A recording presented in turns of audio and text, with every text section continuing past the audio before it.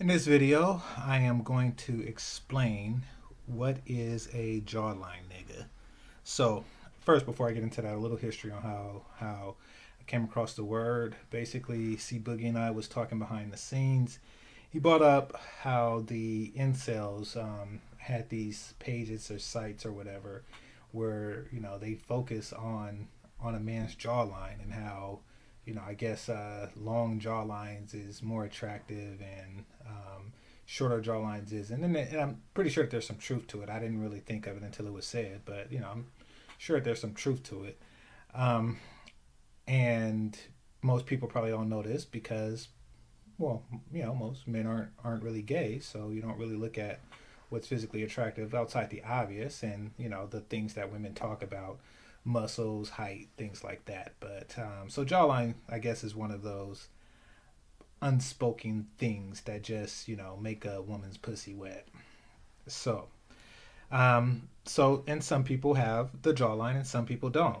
So in this conversation, I came up with the term jawline niggas and it wasn't just for dudes with an attractive jawline, whatever the fuck that. It's funny to think about it. It wasn't just to reference dudes with attractive jawlines. However, a jawline nigga is pretty much somebody who has a quality that women are attracted to that cannot be passed to another or taught to somebody else or given away. And those things are true about a jawline, but those things are also true about just other hidden qualities that some men have that gets a woman pussy wet, that no matter what they do, they can't transfer it to another man. I can't really think of anything now, but just something unphysical. Like if someone is very charismatic or someone's mannerisms is just so on point that it's just the reason why you can't really put it into words is because women don't put it into words, and if they did, men would just mimic it. But sometimes you see women. Oh damn! There was a movie with Mark Wahlberg and Will Ferrell, and Will Ferrell, he never played the ladies' man role. He was just in this movie, and all the women were like, "Oh, he has that," he has this essence or something, and all these beautiful women were just like bowing down to him. So they were basically just joking on that whole invisible quality that a man has. So a jawline nigga is a man who possesses a quality that's invisible to men that cannot be duplicated or replicated that women want. That is what a jawline nigga is. So now that I've explained to you what a jawline nigga is, I want to kind of give you an example of why women should at least be skittish about being with a jawline nigga, and how it affects their decision making process. And trust me, I'm not saying this because of my own jawline or whatever shit like that. This has nothing to do with that. I respect a woman's right to go after a jawline nigga. I just don't want to hear the complaints afterwards, and I don't want to hear the lies afterwards. So I'm going to read you a story, and if you bear with me, I'll get it. All right, so the link will be in the description box. This story is from Hip Hop Wired. This is the story of, I don't know, the woman who would be Mrs. Smith is, I guess the best way to describe this story. Okay. Known globally for her success as a member of the hip hop group Salt and Pepper, Sandra Pepper Denton has taken time to look back at her history. While reminiscing, she goes back to the time when she was talking to rapper turned actor Will Smith and has shown some regret to not actually dating Smith. In an interview that was posted by Global Grind, the former rapper gives an account of her encounter with the Fresh Prince. All right, I have to scroll down. All right. Quote, I thought Will was really cute and we would hang out a lot on the road. He liked to take care of me and never let me spend a dime.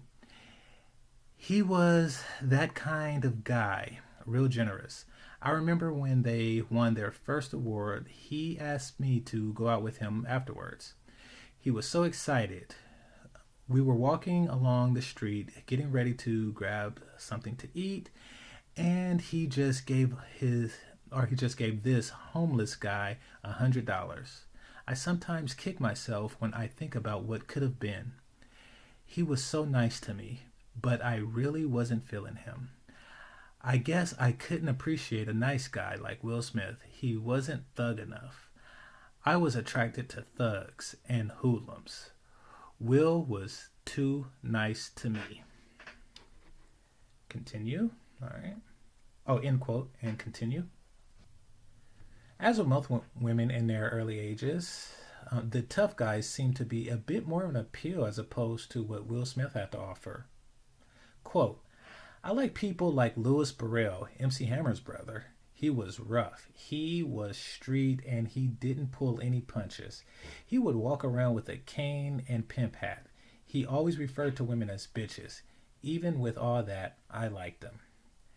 Didn't release, end quote, didn't release her autobiography, Let's Talk About Pep, in August 2008, where she chronicled her life and gave a behind-the-scenes glimpse of the fame, family failures, and accomplishment that accompanied her during her peak as a celebrity. In it, she speaks on her relationships and dealing with failed marriages and trying to escape from domestic abuse. Now, no factual names were released in the book, and pseudonyms replaced names, but everyone can read between the lines and make their own judgment to who she may or may not be referring to. Peppa, along with her partner in rhyme, Salt, are currently stepping in to take the place of Wendy Williams for her radio show as she journeyed out to television and left radio business behind her. Along with that, there are rumors that she will be partnering with TLC member Chili to have a series that should premiere on VH1 in 2010. Now, ladies, particularly younger generation of the African American community, this may be a reflection of the situation that you have continuously placed yourself in while dating. I think they mean while the dating realm, thinking.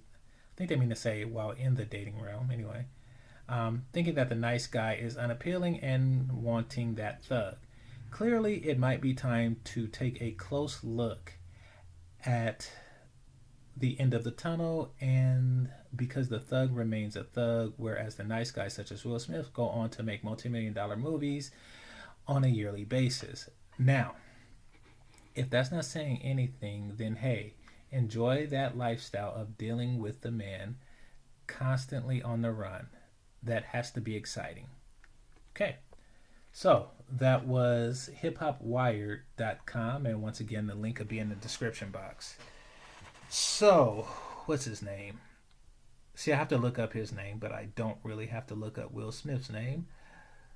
Louis Burrell, and I might make his picture the thumbnail. So, if you see a picture of him, then, he's not, by all practical purposes, people would say Will Smith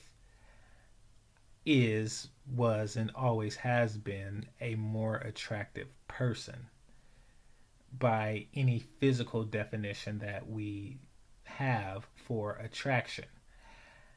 And he's also the wealthier. On paper, he is a logical catch. However, whatever's on paper is always overridden by a jawline nigga.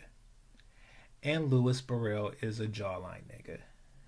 The only complaint, I don't really have a complaint against a dude being a jawline nigga. I just have the complaints like, look, you selected somebody, and I'm talking about Pepper here. You selected somebody because of the jawline. And what black women tend to do from time to time is say, oh no, there aren't any good men out there and blah, blah, blah. Bitch, y'all all had an opportunity to get with, somebody who is Will Smith adjacent, and you chose the jawline nigga. Please